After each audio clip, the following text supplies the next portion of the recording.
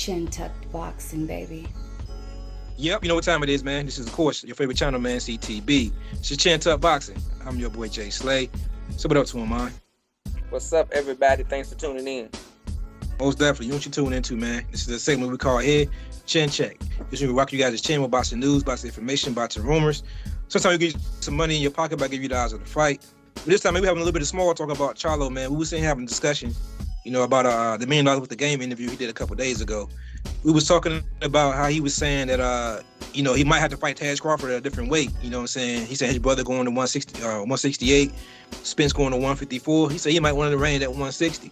So we're sitting having small talk about not only the competition at 160, but also is that an advantage for Charlo, or is he pretty much underestimating Crawford?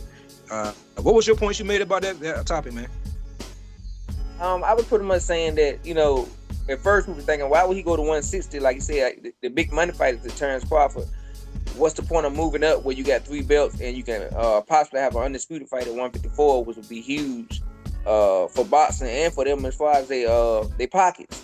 And then we got to thinking about it, and we realized that by Charlo going to 160, it may give him an advantage over Terrence Crawford, who has never even campaigned at 154. So he'll have one fight if he fight Earl Spence, but he would just be arriving at 154 and will have to jump up again and go to 160 to fight Charlo, which in Charlo head he may be thinking that can give me a weight advantage that I can use as far as power and strength in the fight. You know what's funny though? You know what's funny about that though? What's so funny? The same advantages he think he giving Crawford, or he getting over Crawford, he kind of getting Canelo those same advantages. If you think about it, Crawford will be jumping up 2 weight classes at that point. He'd be going from 147 to 160. He's doing the same thing to fight Canelo. You know what? And I think maybe Charlo is calculated. He's already thought about this, and he already have his rebuttal. Like, people gonna say, why are you going to 164? You ducking. You try to put him at a disadvantage with the weight. And he'll say, well, I did it. I fought Canelo. I jumped up 2 weight classes. This y'all pound for pound number 1. He the best in the world. He get shit like y'all say he is. Do what I did. Jump up 2 weight classes and fight me. And so if that's his built-in rebuttal, then I think that possibly Terrence Crawford would take the bait because he's just a competitive type dude. He always want to prove a point. Yeah, you're gonna take the bait. Like, even Charlo said in the $1 million with the game interview, he said he kind of said the same thing Crawford said. He said the belts don't really matter no more. He said they at the level now where they all about money and legacy at this point. So of course Crawford gonna take the bait for that aspect. Whether he lose the Charlo, even though he said he want the winner of Charlo Canelo, I think if Canelo beats the shit out of Charlo, I think he'll still fight Charlo just on the strength of it be another name on his resume. I got to do it. I'm slightly going to change the subject slightly. No, go ahead. I'm going to throw this out here. I think the belt era is starting to die. Crazy it may sound. Because if you really think about boxing as a whole, a lot of the superstars in boxing don't have belts. Like, don't get me wrong, you got Boot Ennis right now on the come up. He's popular. He don't have a belt right now. Shakur Stevenson is considered huge and big. And at 135, he don't even have a belt. You have Tank Davis, who might be the biggest star in boxing, and he don't have a belt. Then you have Big Baby, the heavyweight, saying he really don't care about belts. And he's only 22, 23 years old. He's already saying he don't care about belts. But yeah, man, belts, I think the belt era is over with. I think, the politics they play, the belts they playing. Like right now, the heavyweight champion of the world are Usyk and Fury, and they still haven't fought each other, and nobody's script either one of them. But as soon as Charlo say he moving up to 168 to fight Canelo, they taking a belt from you got this mandatory, but we're going to script you for this. They not even giving them a chance to say, oh yeah, we done with the weight. They automatically scripting people.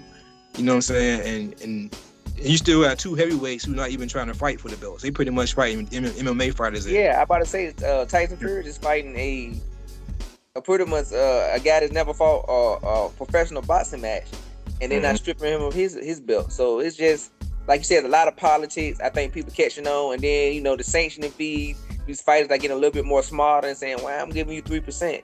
He's if you're a popular fighter and you don't need belts. Now, I do believe some fighters are gonna need belts to get the recognition, to get the popularity. But if you already a superstar like a Jerome Bruce Ennis, he really don't need belts I mean, he can get it for his accolades as far as so he can be in there, you know, with the Floyds, Terrence Crawford, and those guys that worries about the accolades. But if he don't care about accolades, and he just want the biggest fight, and he want the money, he don't need a belt. I think the belt's going. Once you reign 147, the belt's going to have. I mean, he's going to have to get the belts to make that money. I'm gonna be honest. The casual fans still look at who has the belts. It's like jewelry. Look at the shiny things. Do they? Ryan Garcia didn't have a belt. Ryan Garcia and Tank Davis fought. Nobody had a belt. You forgot the WBC. He put that fake belt on Ryan Garcia though. You remember when he had that fake belt? We walking around with it and shit, and was calling out Devin Haney and all that. That's what I'm saying. They put a shiny thing on his shoulder, even though it didn't mean shit. Really, us real boxing fans knew it ain't really mean shit. But the casual fans, they thought that shit was a real title. You know what I'm saying? Even with them calling Devin Haney to eat the paper champ at one point, because he had because Lomachenko got that made up belt. He had the franchise title. Franchise. What happened to the franchise belt? It magically disappeared, right? Everybody magically disappeared. How the hell you make a belt that don't require you to have mentors? You can pretty much have a belt that you can keep forever. You know what I'm saying? You can't transfer on a loss. It's just a belt. But then it could change when Lopez won. Exactly. Also, Lopez walking around saying he's the undisputed champion. But that's what I'm saying.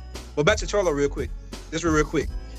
Do you think though? All right, I said something earlier that I was like, he's facing the same disadvantages, quote unquote, that he's about to face with Canelo. Do you think that he's feeling the pressure of making that weight and making 168, and he actually think that Canelo has an advantage over him because of the weight classes, and that's why he has the idea of it, or you think he just talking? He think Crawford's just too small?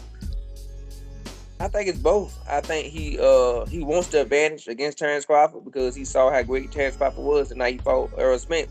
But also, he knows that he's gonna be at a big disadvantage when he fight against Canelo, and he's gonna talk the talk and say all the right things and sound overly confident. But we all know that the bag was one of the big influences to make you, take that fight. So, yeah, he did kind of mention on the show that he was like, he walks around as a big dude anyway. He said he don't really see that Canelo being bigger is a disadvantage. Yeah, okay. he gonna find out on September the 30th that they make weight classes for a reason. And even though he's a natural bigger guy, once again, I tell people he's never been hit by a 168 pounder. He's never had to. Not a real fight. He probably did in the sparring, but not in a fight. Yeah, everything's different. When you talking about Canelo, we ain't talking about just an average 168. We talking about Canelo Alvarez, and like you said, he's not used to being in the ring with this guy where they gonna tie up and feel his strength. When you punch him and solid shots that will rock somebody else like Castano, that shot you hit Castano with that rocked him. Canelo might get hit and shake that off and keep walking forward. And Canelo defense is on point too, so you might even get the shot you want anyway. For real. So I mean, I don't want to talk too much about that fight though, because we don't have to wait a little closer for the prediction. But yeah, I think it's both. Yeah, man. It's a wild boxing getting wild, man. It's not the soap opera it was 2 years ago with the whole, the wildest situation was going on and gloves and all kind of shit. Now we in a position now where it's actually about fighting, and these guys are actually calling each other out and actually making the fights, man. It's great to be a boxing fan right now, bro. Do you have anything else you want to talk about this conversation? I think we covered off right now. Well, that being said, man, this is most definitely your favorite channel, man, CTB. It's just Chant Up Boxing. I'm your boy, Jay Slay. Say peace to him, man. All right, everybody, remember to like, subscribe, hit the notification button, comment. You know why? Because we love boxing and you love boxing. But most of all, God, peace, and love. Take care. Chin tucked boxing, baby.